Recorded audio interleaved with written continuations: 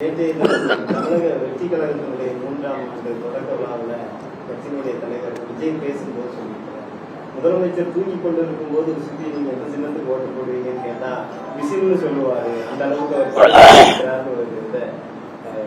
நடிப்பு தர தப்பி அவங்க நடிச்சுக்கிட்டு போறாங்க. இப்படியும் நடக்குன்னு ஒரு கற்பனையில வருதுதானே சினிமா.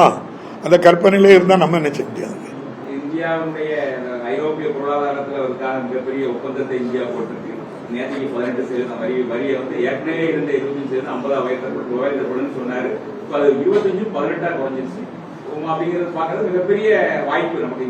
இந்தியா பர்டிகுலரா தமிழ்நாட்டில் இருக்கக்கூடிய திருப்பூர், கோயம்புத்தூர் பகுதியில் மிகப்பெரிய வாய்ப்பு இதோடைய எப்படி பார்க்கறீங்க?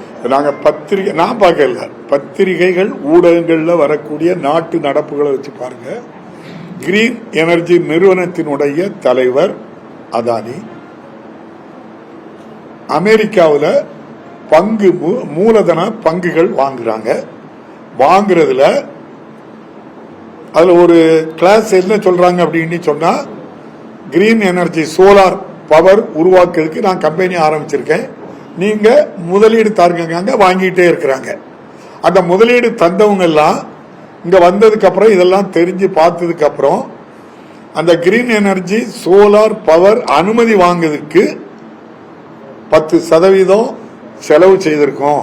அதையும் சேர்த்துதான் அந்த பங்கு மூலதனத்துல முதலீடு வாங்கியிருக்காங்க. அதுக்கு இது எங்கிட்ட சொல்லாம எங்க முதலீடுல இவ்வளவு அதிகமான நிதியை பெற்றிருக்காங்க அப்படின்னு சொல்லி அந்த கவர்மெண்ட்ல அங்க உள்ள சட்டப்படி இது லஞ்சம் கொடுப்பதற்கு முதலீடுல என்ன செய்யிருக்காங்க, சேர்த்திருக்காங்க. எங்க பணத்தையும் சேர்த்து வாங்கியிருக்காங்க அப்படிங்கிறது அவங்களுடைய குற்றச்சாட்டு. அந்த வழக்கு அங்க இருக்கு. இதுவரை போய் ஆஜராகல. மாண்புக்கு பாரத பிரதமர் அவருடைய நண்பரை பாதுகாக்க வேண்டும் என்பதனாலதான் நம்முடைய பாரத பிரதமர் அமெரிக்காவில் இருக்கிறாங்க. விசா இல்லாம தவறுதலாட்டு அமெரிக்கா சென்ற இந்தியர்களை தனி விமானத்தில் கையையும் காலையும் கெட்டி போட்டு தூக்கி கொண்டு இறக்குறாங்க. இந்தியாவினுடைய ஒரு பிரதமர் அந்த நாட்டில் இருக்கும்போது அங்க ஒரு இந்தியனை இப்படிப்பட்ட சிரமத்துக்கு ஆளாக்கி அனுப்புறான். நம்முடைய இதுவரை எந்த பாரத பிரதமருடைய ஆட்சி காலத்திலும் இது நடக்கல. இந்தியன் ஒருவன் எங்காவது அவமானப்படுத்தப்பட்டால் இந்திய பிரதமர்கள் கண்டனம் தெரிவிப்பாங்க, ஒட்டுமொத்த ஆட்சியில் இருக்கவங்க கண்டனம் தெரிவிப்பாங்க.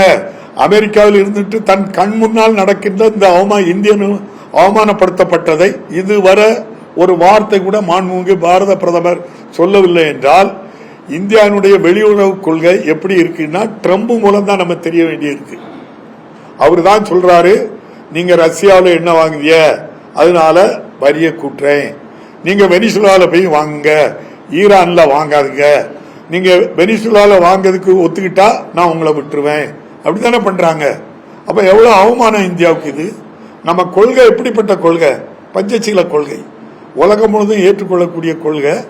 இந்தியர்கள் இந்திய பிரதமர் போனா அவ்வளவு மரியாதை நமக்கு. இப்ப நான் பல நாடுகளுக்கு போனாங்கிறது மட்டும் உண்மை. ஆனா வெளிநாடுகள்ல நம்முடைய மரியாதையை பாருங்க. பக்கத்துல ஸ்லோன் நம்ம மீனவர்களை தினம் பிடிச்சி போறாங்க, நம்மளால கேட்க முடியலையே. சுத்தி இருக்க நாடுகள் எல்லாமே இந்தியாவுக்கு சாதகமா இருக்கிற மாதிரி எங்களுக்கு தெரியல.